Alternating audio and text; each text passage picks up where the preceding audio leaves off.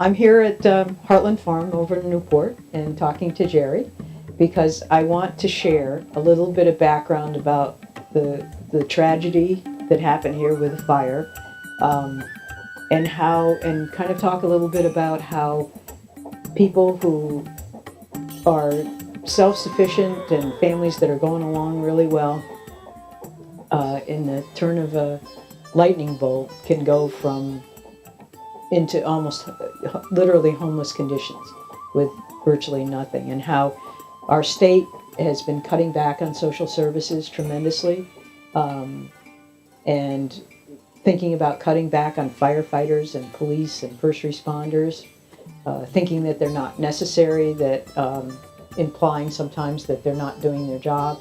And so I wanted to hear your perspective about, what happened, the community response and the response of the firefighters and community people.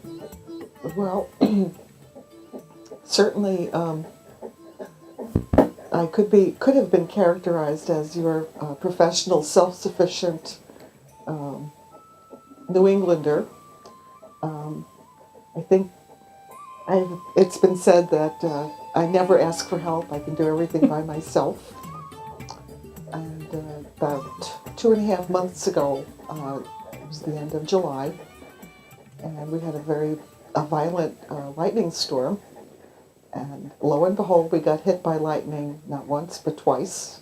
Once, one of the bolts hit the propane tank, the other the barn. And we were fully involved in just minutes. The family got out, and the fire crews came from, I believe, 9 towns, along with EMTs and all of the support staff from those departments. And I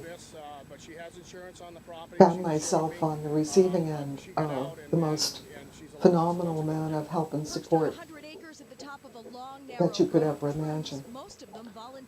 Unfortunately, in my circumstance, there was nothing that could save the farmhouse or the barn.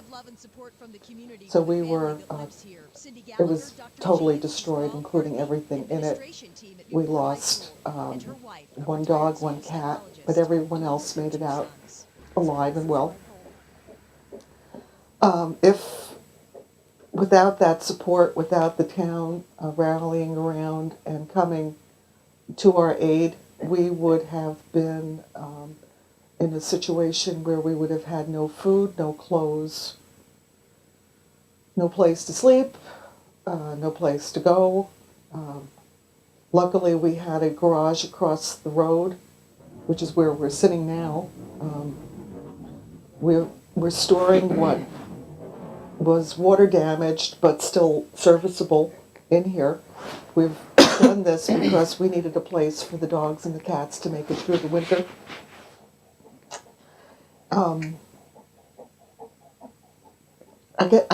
I find it hard to describe how much I needed help.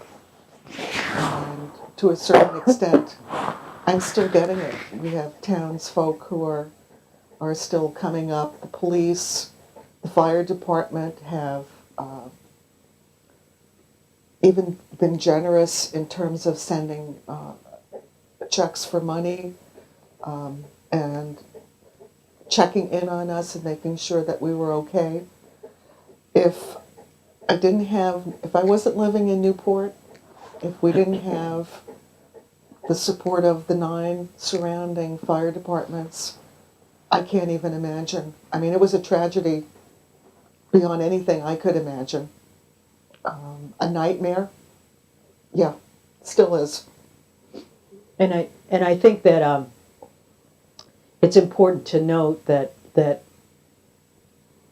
when we hear comments about the 47% of people are the takers rather than the givers, that type of thing, the impression is that people are just sloughing off, and yet this is an example of real need, of what kinds of tragedy happen to people that a community has to respond to, that one person or one family can't do it on their own or can't rely on the generosity of one or two other families. It's something that everybody has to join together. And I remember coming up and seeing food and drinks and tents and clothes and tarps and a local blankets and local merchants that just come in and get the clothes you need.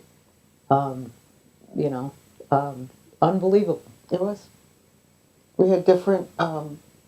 There's a rescue group, Becky's Gifts, that came up and replaced a number of items that we needed for the horses. The horses had no place to go. We had no fencing. Everything had been burned down. And we really had, we were, can I say we were up Schitt's Creek without a paddle, but it was, Yeah. we had really nothing. We got out with pajamas on, and that was it. I never thought I would find myself in a situation like that. And I have to say that I have been absolutely overwhelmed by the strength of this community and by the folks that live here and the people who volunteer in our fire departments and our police departments are fabulous. They're absolutely fabulous. And I'm so proud of this place. I'm proud of the merchants. I'm proud of my neighbors. I'm proud of people I didn't even know that I have now are my friends who came to help. It was July 26th, and it was about 2:45 in the morning. And it was a very violent thunderstorm. And we got out because my youngest son was terrified by the thunder. And he woke us up, and we saw the propane tank was on fire. And it was, get out, the propane tank is going to blow. And when we got out, we realized there was so much smoke around that the barn was smoldering. And as we got to the garage, because this was our plan, we always had a plan. If something happened, we all go to the garage. And the barn was directly across from the garage, and it just, when it went, it was just like an explosion. It just went. The police and the fire department were here in 7 minutes. Didn't matter. Yeah. Yeah.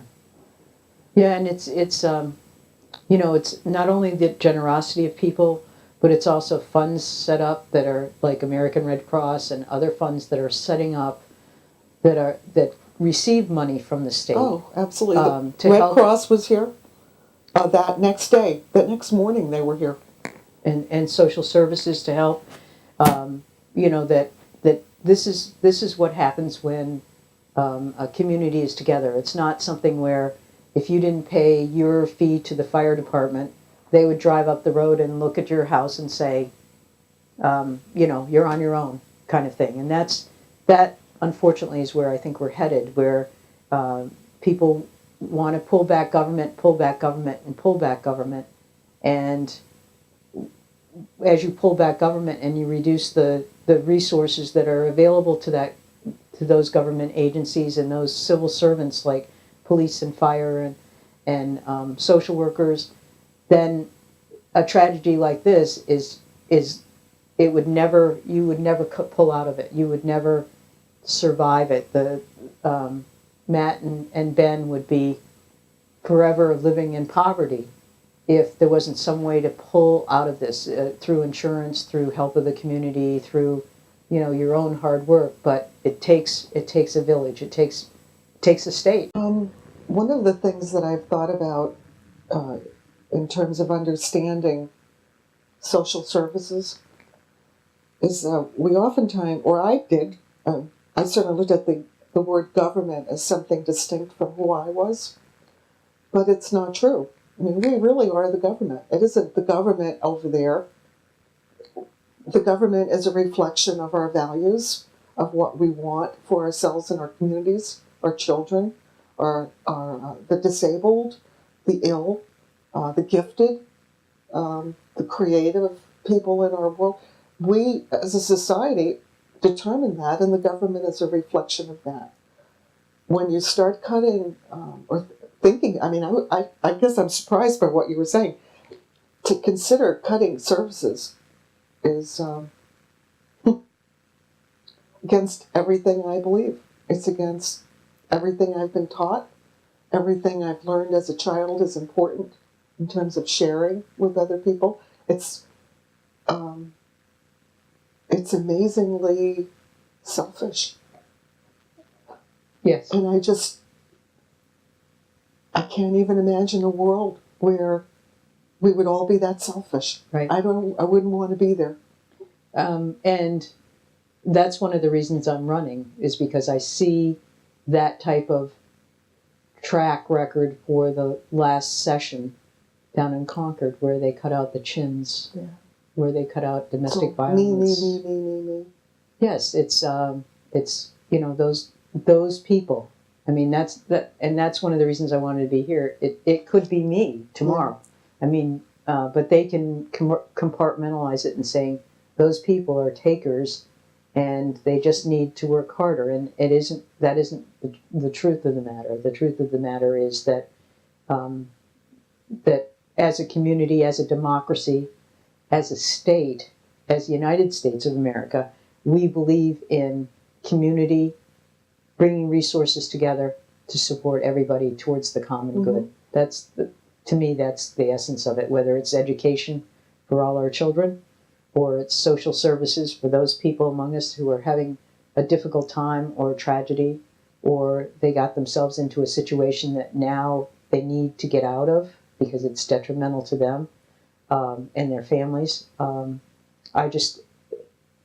I too am amazed to talk to some of the people that I've talked to over the past couple of months since I've declared my candidacy, how different their view is than mine. What my vision is for the state of New Hampshire, the community of Newport, the 8 communities that I hope to represent, how different their vision is than mine. And their vision is, you're on your own. You're basically on your own. It's a lonely world for them. Yes, it is. So once the walls are poured, it only has to set for a week. And they can start building right where the old one was, except a lot smaller. A lot smaller. And not 3 stories. Level floors. And a real foundation.